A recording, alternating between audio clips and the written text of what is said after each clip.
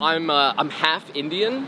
My dad's Indian, like straight Yeah. from India. Moved here when he was 20, and my mom, she was like blonde hair, blue eyes. Oh, wow. Like, I think she was Polish and German. Like I had to fight my dad to do music. If DJs think they have it rough now, like tour in a van in a trailer, dude, like, and go play in front of 20 people and load in and load out every night.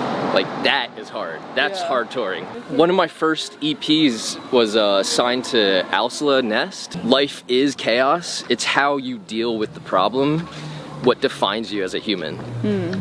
Like a lot of people can't deal with problems, and that's actually the test of life. Life is always going to give you problems.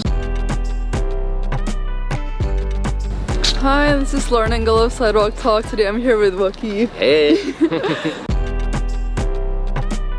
So are you born in Pennsylvania or New Jersey? I feel like I've been reading like conflicting stuff. Right, yeah, I was born in Jersey, actually, in Hackettstown. Not Hackensack, Hackettstown. It's even smaller town. And then I moved to Pennsylvania when I was like 8. Oh. And I lived there for like the majority of my like kid life, so I feel like Pennsylvania is more my home than Jersey, if I'm being honest. Yeah. So, yeah. Was it for your parents' job? Yeah, my dad had to move for some reason. I don't know. So he actually used to work in the Twin Towers. Oh. And so when we moved, actually, I mean, yeah, he wouldn't have been too good. I don't think. Wow. So wait, what do your parents do, or back then? So my dad he's retired now. He's a mechanical engineer. Used to work on coal-fire power plants. So thanks, Dad, for ruining the earth. True. And then my mom was a recruiter. Like she used to work at this company and like hire people and stuff like that. Where do you think got your creative side from? Oh, my mom used to play saxophone, and she has like really good rhythm. She was always like artistic, like music. She just didn't do it for a living. But yeah, I think mostly from my mom's side. But I also like. But my dad has like no rhythm at all, but his family is actually pretty gifted. Like his one brother could sing pretty well. So wow. I don't know what happened to my dad, but he got like no musical talent at all. And when you were young, you already started playing an instrument, right? Yeah, I started playing guitar when I was like 12 or 13, something like that. It was when my older brother played guitar, so of course I wanted to like be like him, play in bands and stuff. I used to like beg him to like let me be in his band and stuff like that. So actually the whole reason I got into music is because of my brother, really. Oh wow. Yeah. What does he do now? Now he's in IT. But he's so supportive of me, and he's my biggest fan. Like me and my brother are like really tight, and my sister. What kind of music was played in the house when you were growing up? Oh, you know, probably like almost just like typical 80s stuff, because I'm a little bit older. I'm 34. I'll be 34 next month. And, you know, like Michael Jackson. I loved Michael Jackson as a kid. I loved Bon Jovi. Like, I think my first song I ever sang was Bon Jovi, Living on a Prayer. Because I was from the East Coast too, so it's like, you know, Bon Jovi's like a god over there. And my dad used to listen to some like traditional Indian music too, which at the time I didn't like, but now I'm like, I wish, you know, like now I like it. You know, so. Wait, so what ethnicity are your parents? Oh, I'm half Indian. My dad's Indian, like straight from India. Moved here when he was 20, and my mom, she was like blonde hair, blue eyes. Oh wow. Like I think she was Polish and German. Yeah. Well, I'm also mixed, but this is something that I asked a lot of like mixed kids, but did you ever have any identity problems or anything? Yeah, you know, a little bit. I mean, there's a little bit of like you're not brown enough for the brown people, not white enough for the white people, you know? And it's, I mean, it can be challenging, but I also don't mind that much. I mean, it's just, I feel, I like having that, honestly, and I'm just pretty confident in myself, so I never really care too much, honestly. Was it big, the Indian culture in your household, or not really? Pretty big, yeah, actually. I mean, my mom, until I was like 8 or so, wanted us to go to like Catholic school and stuff, but we kind of like fought out of that. And then my dad, we celebrate like Holi and Diwali. Like that's about it for Hinduism. But it's not like, it wasn't ever like stressed upon us or anything. But a little bit, yeah. And like Indian food, like I love Indian food. It's like, oh my god. How do you describe yourself back then growing up? I would say I was like, I mean, I never really like fit in cliques.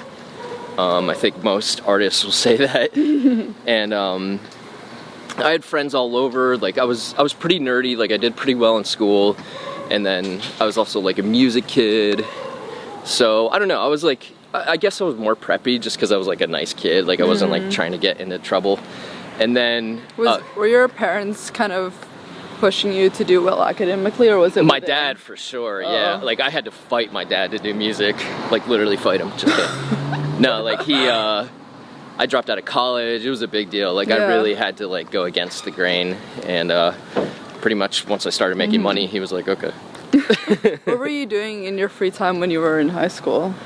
Definitely. I mean, I was a pretty typical kid, man. I played video games a bunch. I was like, music was always my thing. I played in bands. I was in like hardcore bands. I was in like a couple like poppy cover bands when I was a kid. Like I like so many different styles of music. So like music was really my life, like going to shows and basically just, you know, jamming out with my friends. I still miss that, honestly. I miss just like playing in a room with people. I feel like that feeds your soul. How did the inner party system form? So I was going to college. I was going to college, and one of my friends from back in Reading, where I grew up in Pennsylvania, I was always like a big fan of his old bands. His name is Patrick, and he told me he was starting a new band, and he's the singer. And I always like loved his voice, and I still wanted to be a rock star. You know, I didn't want to go to school, so I was like, all right, yeah, I'm doing this. I'm dropping everything, Dad. Like, I hate school, and I'm gonna go join this band. And it was like, my dad. That's like when I had to fight my dad, pretty much. And yeah, and then we just, he had like 2 songs ready to go, and then I moved home. We started writing a bunch and starting to take it seriously, and we got signed to Island Def Jam, and it was that was like a whole run. That was a huge part of my life. But before that, what kind of career do you think you would be in? Oh, man, I had no idea. Just like any other kid. I know I wanted to do music, but it just seemed so hard at the time. And I mean, at that time, it was like all bands. Like that was when like emo music was popping and like pop punk. And so like that was my dream. So I was like, just wanted to follow that dream. I couldn't see. So you didn't really need to go to college. You knew that you didn't. No, yeah. I mean, what I thought about going is like communications or something like that. Just like somewhat technology. I don't know. I had no idea, honestly.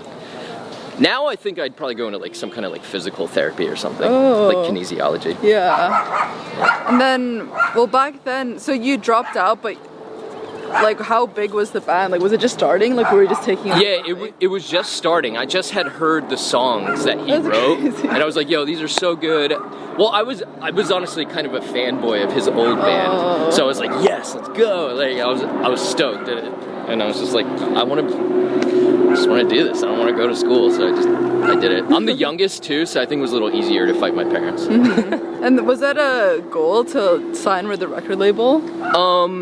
Well, it was in like the MySpace days.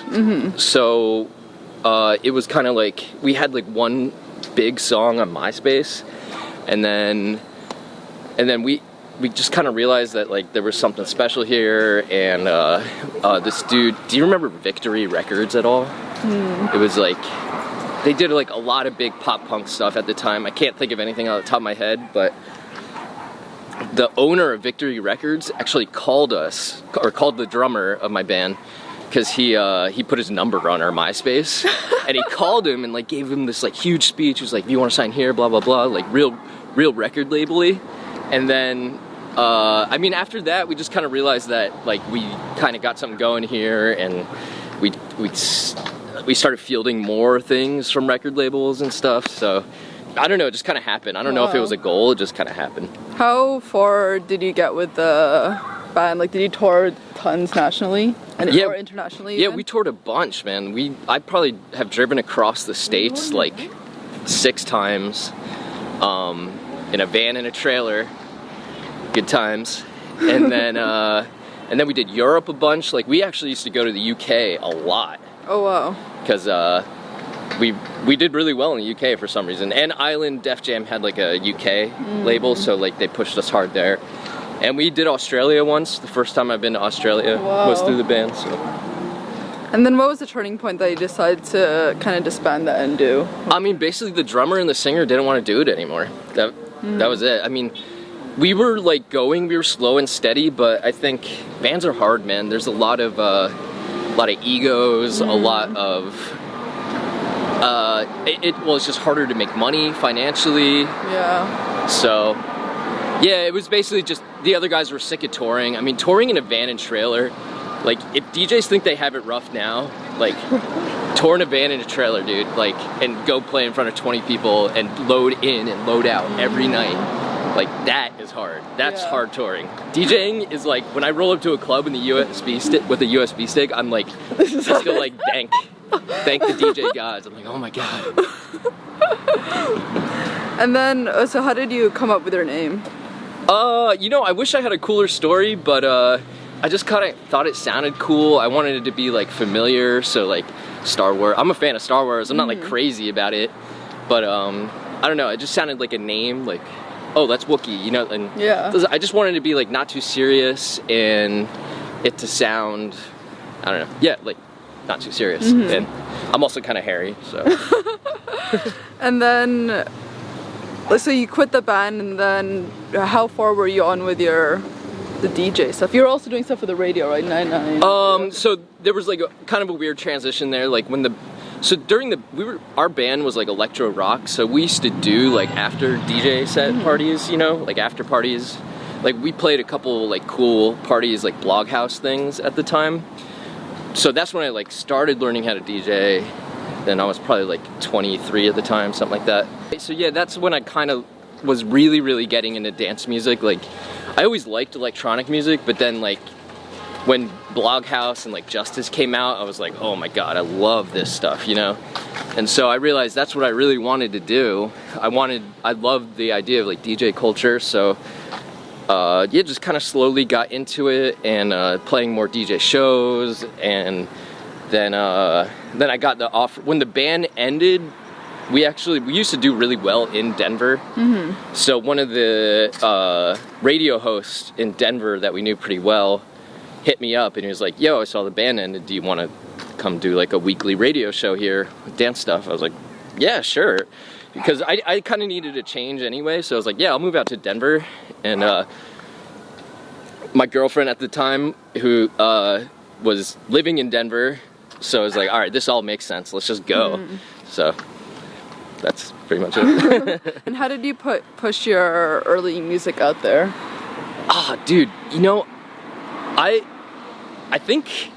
honestly think Twitter has been a huge like part of my success in this career, because one of my first EPs was signed to OWSLA Nest. It was when Nest was a part of OWSLA. I don't know if you remember that. Yeah.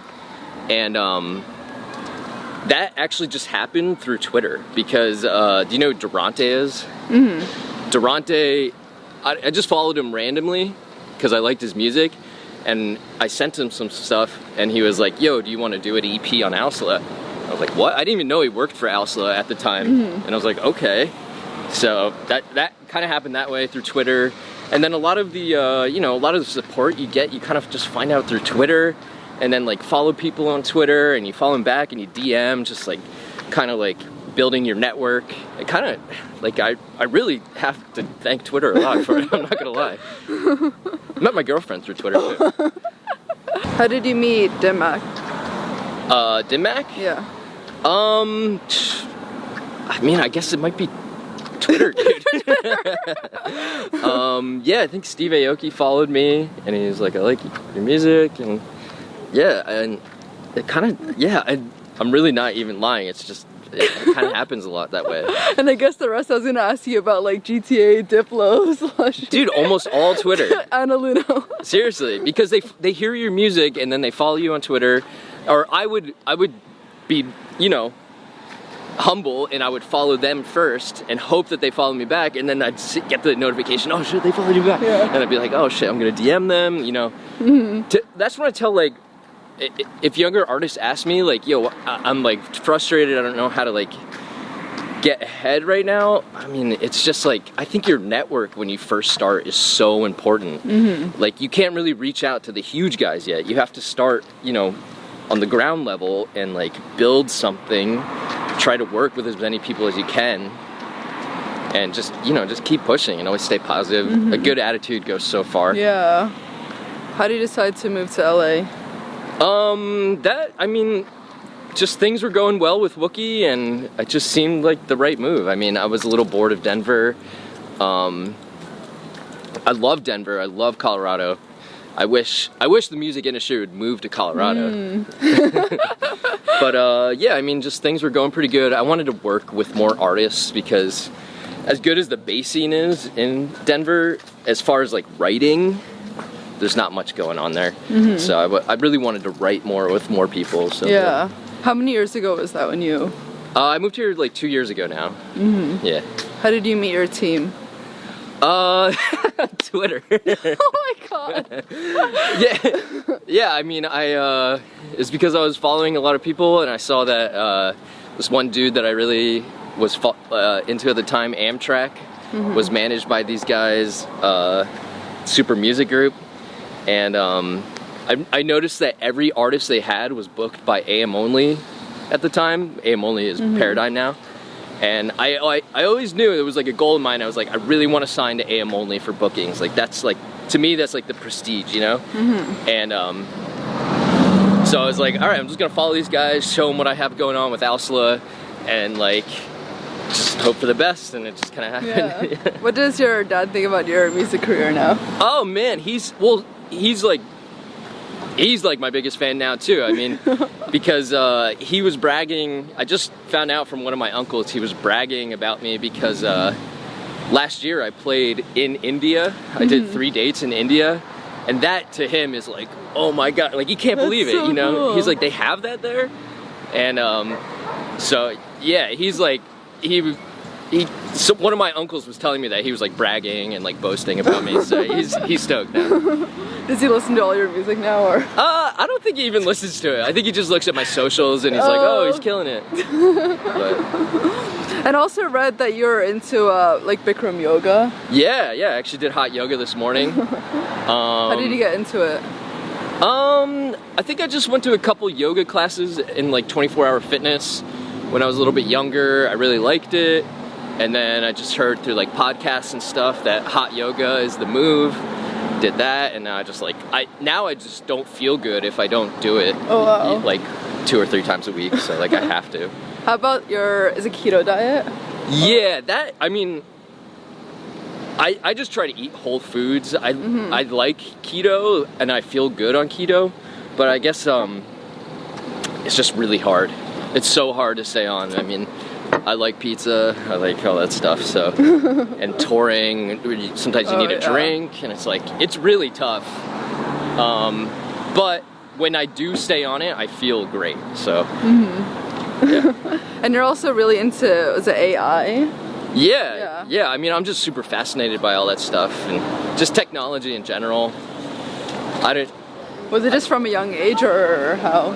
I would say the last couple, like 4 to 5 years, I've realized how crazy this can be and how we're really heading towards some kind of like crazy shift in the way we communicate, and I don't know, it's just fascinating. I like listening to all that stuff. Do you have like a favorite podcast for that, or?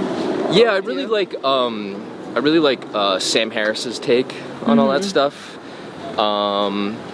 There's this other guy I just heard on Joe Rogan, I forget his name, but he was really cool too, some Russian guy. Yeah, I mean, we're heading towards something really, really crazy. Yeah. It's gonna happen whether we like it or not, and it's just a matter of like harnessing it, you know? Yeah. Have you thought of incorporating more technology into your music, kind of like how Glitch Mob does? I mean, they're also really into AI. Yeah, I mean, I feel kind of stupid doing it because like I'm more of like a fan of the idea than like I'm into it. Like I don't know how any of it works, you know. But I mean, my project, like my new label right now, WUKILEAKS, is in a way kind of like hints at that because it's like the way I think of WUKILEAKS is like decentralizing the music industry, like just giving stuff out, not worrying about all the streaming platforms and everything. It's more about just like get like straight from me to the fan. That's it. Nothing in between. And I don't even care about selling it because that's not how we make money anymore. So like I just want to get it out there, you know. Where do you see WUKILEAKS going? Like in addition to that? I have a couple ideas. I mean, I thought of doing like, I mean, I really want it to be about community and like sharing stuff. I wish I could, I had this, I actually don't even want to give out too many of my ideas, but like, I would say like, just more things with like community, because I think that's what, like, all of us guys doing this DJ thing right now, all of our fans, most of our fans are producers themselves, you know? Yeah. And they want to be here, they want to do this. Like everyone who's watching Sidewalk. Yeah, so I feel like making some kind of community where you like share everything, even like have some kind of like system where you could all make a beat together, finish a song. I mean, I don't know, that might be That's so cool. like crazy, but I don't know. I have ideas, it's just I don't know how to completely execute them. So right now I'm just like focusing on like making music, building the brand, getting people involved as much as I can. And what do you love about Missy Elliott? She's like your favorite, right? Dude, I think she's just I think she's got it all. I mean, she has. She could sing, she could produce, she could rap. She's just so cool. Like she takes influences from like old school Kraftwerk stuff to like my favorite era of hip hop, and like I don't know, I think she's just the shit. Yeah. And I found out yesterday she follows me on Twitter. What? I know what you're gonna do now. She follows like 7,000 people, so I don't know if it's legit. Oh my god, 7,000 out of the whole world, so that's no, really yeah, special. How do you say your music has changed compared to the early songs you made? I think like when I first came out, like that OWSLA EP or Nest EP, it was very like breakbeat focused, and I mean it was house and techno too, but now I've dabbled just being like a multi-genre producer now, and yeah, I think it's gone from being like a little more like for the smaller room to now I'm just like trying to make, I don't know, I just want to make crazy trappy stuff. I don't know, I don't try to, I look at myself now as almost like a Valentino Khan or Party Favor, like I could do any genre and just have my own sound. Yeah. You know? What's your goal? Like, do you want to put out more originals or in rap, or with what type of singers? Yeah, I definitely want to do like more rap. I want to do, I don't know, I want to flip the industry on its head. That's what I'm like trying to do with WUKILEAKS, like making like I really, some people shit on it, but I actually really like the edit game. Like I think there's a lot of creativity you could do with it. So I don't know, I'm just kind of like doing whatever I want. That's what I like about it, I don't know. How do you say you've grown as a person compared to when you were younger? Oh man, yeah, I mean I think I've just, I think age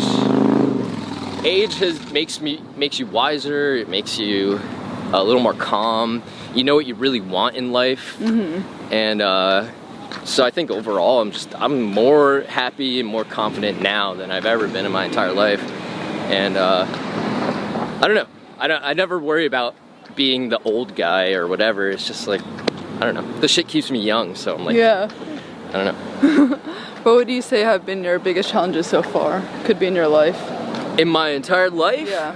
My mom got pancreatic cancer, so that was by far the worst thing I've ever been through in my life. Was that recent or? That was like when the band broke up. Oh. So it was like all in the same year. Yeah. Bye, Luca. Yeah, it was a pretty rough year. How did you deal with it, or like advice for people who are going through similar stuff? Dude, it's like, everyone says this, but it's just like, day by day, it's never gonna get easier. And it's like, life is chaos. It's how you deal with the problem what defines you as a human.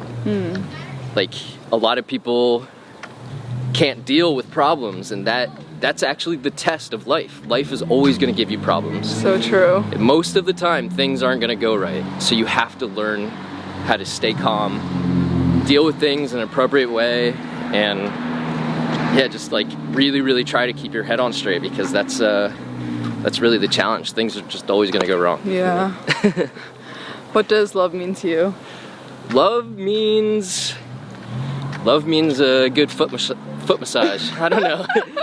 It's just being there for the person no matter what, and like up through the ups and the downs, and just being accepting, not trying to fight them in any way. Just if they need to do something, let them do it, and just be there for them no matter what. Don't ever try to control someone you love. That's when things usually go wrong.